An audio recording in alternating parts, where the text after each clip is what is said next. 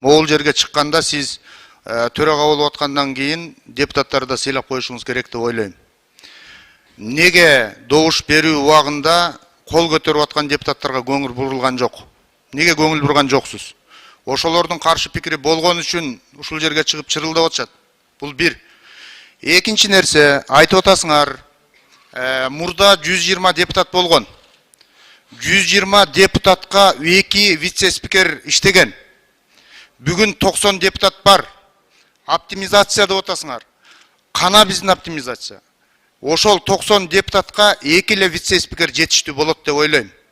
Жөн эле биз бири-бирибизди бул жерден көпчүлүгүбүзгө салып басынта өрүүнүн кажети жок деп ойлойм. Биз мына мен ушул 2-3 спикерге каршылыгымды билгизет элем. 2 спикер болсо жетет. Бизди бүтүндөй эл көрүп турат. Биз ошол нерсени дагы эске алалы.